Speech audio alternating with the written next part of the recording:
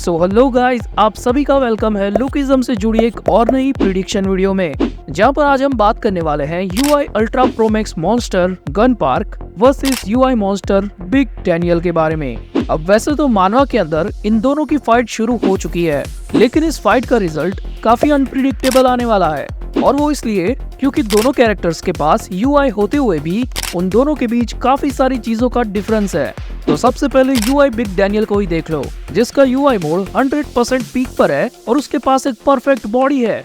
और इन दोनों चीज के कॉम्बिनेशन से वो किसी के भी मुंह को पलक झपकते ही कॉपी कर सकता है और अपने ओपोनेंट पर फुल एफिशिएंसी के साथ मार सकता है। लेकिन सवाल यहाँ पर यह आता है कि जेम्स ली के साथ हुई फाइट में जेम्स ली ने उस पर कुछ इनविजिबल अटैक किए थे, तो क्या वो उसको कॉपी कर पाएगा? क्योंकि भाई जब अटैक ही इनविजिबल है तो वो अटैक कोई देख ही नहीं सकता, और UI बिग डैनियल उसे बिना देखे कॉपी करेगा कैसे? अब हो सकता है कि UI बिग डैनियल एक परफेक्ट बॉडी का ओनर होने की वजह से इनविजिबल अटैक्स को देख सकता हो और उसे कॉपी भी कर ले।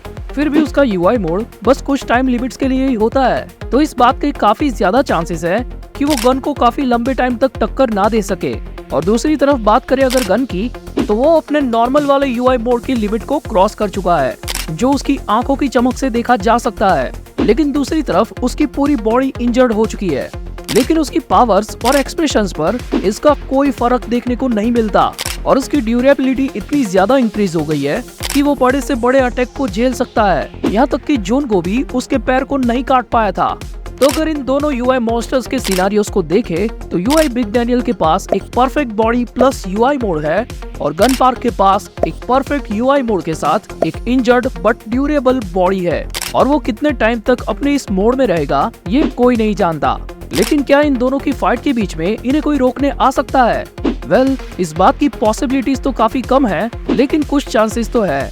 अब जैसा कि आप सब जानते हैं कि OG डैनियल गन पार्क का स्टूडेंट है, तो वो अपने मास्टर को बचाने यहाँ पर आ सकता है। अब आप में से काफी सारे लोग मुझे पागल कहेंगे, क्योंकि उसकी बड़ी वाली बॉडी तो यहीं पर है, तो वो आएगा कैसे? वेल, अगर आप में से लुकिज्म को अब तक जिसने ध्यान से भी देखा है, उन्हें अच्छे से पता होगा कि डैनियल की बॉडी बेहोश होने के बाद ही UI में ट्रांसफॉर्म होती है, और अब बिग डैनियल UI मोड में है, यानी कि OG डैनियल की बॉडी नींद से जाग चुकी होगी। तो इस एंगल से देखा जाए तो वो यहाँ पर आ सकता है।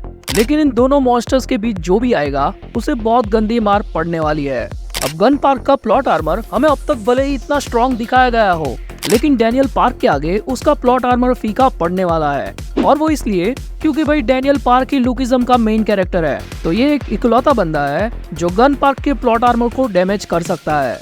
और इस बात की पॉसिबिलिटी काफी ज्यादा है कि गन पार्क इस बैटल को आखिर में हार जाए। वेल, ये मेरी पर्सनल ओपिनियन है, लेकिन इंटरनेट पर अभी भी कुछ लोगों का कहना है कि एंड में ये बैटल ड्रॉ ही होने वाली है। लेकिन आप लोग इस फाइट के एंड के बारे में क्या सोचते हो, ये मुझे प्लीज कमेंट में बताओ। और एक खास बात कि ये जेम्स ली इस फाइट का मजा लेते हुए कहीं इस रेड पेपर को लेकर उड़न छू ना हो जाए, क्योंकि भाई पिछले 2 चैप्टर की बसड़ में लोग भूल ही चुके हैं कि यार रेड पेपर नाम की कोई चीज भी एग्जिस्ट करती है लुकिज्म में। और पिछले कुछ हफ्तों से ये पूरा बवाल उसी के लिए चल रहा है। तो भाई आखिर ये रेड पेपर गया तो गया कहाँ, और अगर है तो है कहाँ? तो यार आपको उसके बारे में कुछ पता हो तो प्लीज मुझे कमेंट में बता देना, मैं पिन कर दूंगा। और आप लोग बस सपोर्ट बनाए रखो, क्योंकि रेगुलर तगड़ी वीडियोस आने वाली है। और तब तक के लिए सब्सक्राइब सुपर पैराडाइज।